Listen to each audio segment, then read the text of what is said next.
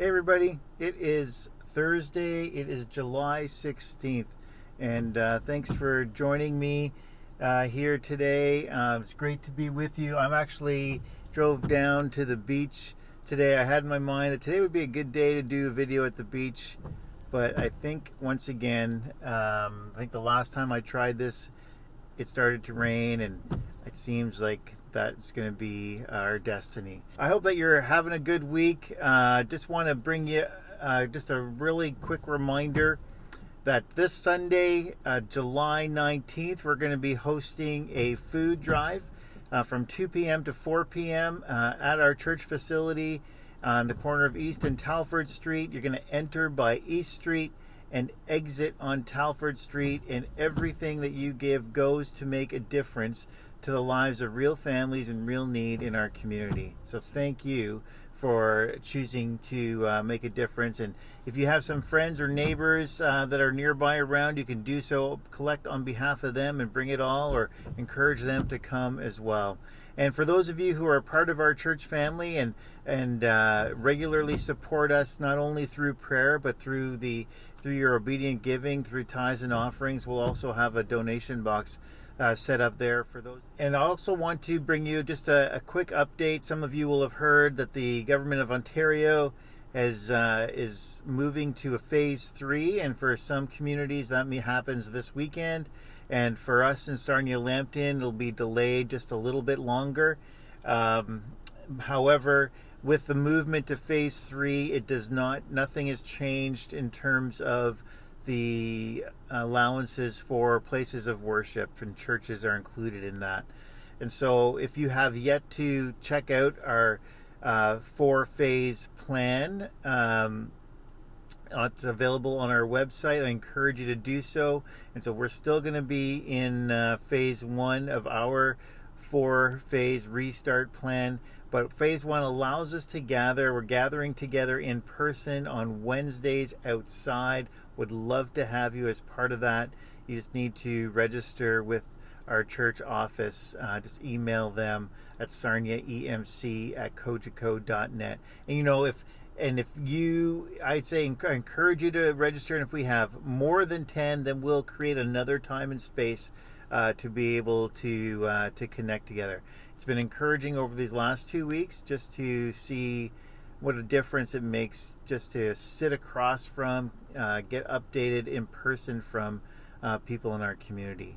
And then I want to just express my gratitude to a couple of different people. As you've seen in our videos, we have these little animations that happen before and the end, both with on our main church videos as well as Kid Jam, and those have been done, and there's been a new one recently added to that, and those have been done by our good friend Zach Chester, and we're thankful for him and his willingness to help us in that. But I also have another video, and I'm going to show it to you here, that I really like.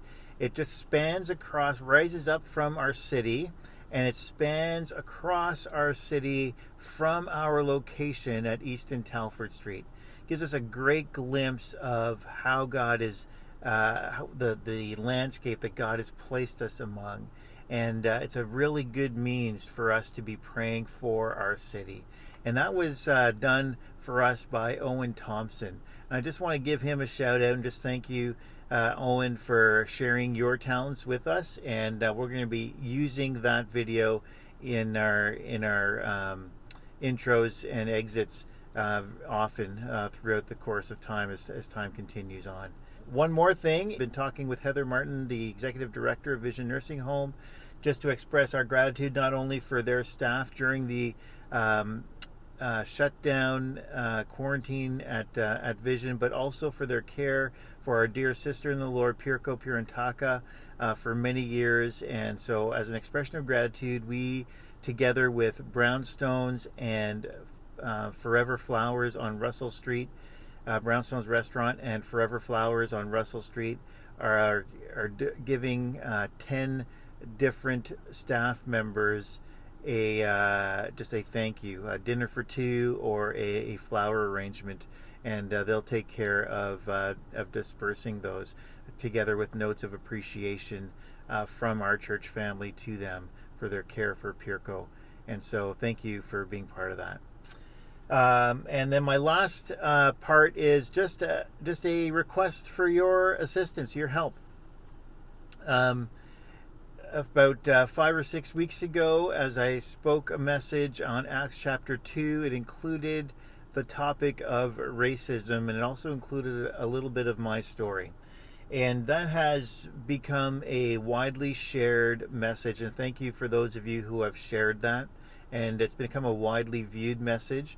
And it's been interesting that there was actually a long silence about in terms of response from that. But over the last week and a half or so, it's been good to sit down and talk further with a few people as they have been thinking about it over the course of this time. And so let me encourage you to continue to talk about it as this topic and the people affected by it continues to have practical implications for us as a church family. We and in our community, we need to be mindful of that. And in particular, I need your help. I've been asked by our denomination, the EMCC, to write a position paper on the value of life, the sanctity of life. And part of that paper includes the topic of racism. Also includes things like abortion and medically assisted death and things like that. But the response piece, the application piece, is going to come from that message where we talked about the 5 L's: lament, listen, learn, love, and live. And so I'm going to be expanding those things, and I'm looking for help in that. Would love to have conversation with you about some of those topics, but more importantly about those applications. The idea of continuing the idea of justice, and how do we demonstrate the justice of God, His love for all people. And so if you would like to talk further about that message or any of those other related topics and how we can continue to make a difference, please get hold of me. I would love to learn from you what you're learning and just talk to you a little bit further about the significance of this in our times. Well, that's it for now. But thank you so much for just spending a little bit of time with us. God bless you. Here's a little look at the lake behind me. And I'm reminded in Psalm 36, verse 6, it says, the righteousness of God is like the highest of mountains, and His justice is like the great deep. God has called us, His righteousness and His justice go together. What we do, what God desires to do, He desires to do with us and for us. And so thanks for being part of that. And so as we go today, we'll look forward to seeing some of you on Sunday, as well as our online offerings at 9:30, our Kid Jam, music at 10, and the message at 10:30. So for now, keep well. Wash your hands, and let's continue to make a kingdom difference.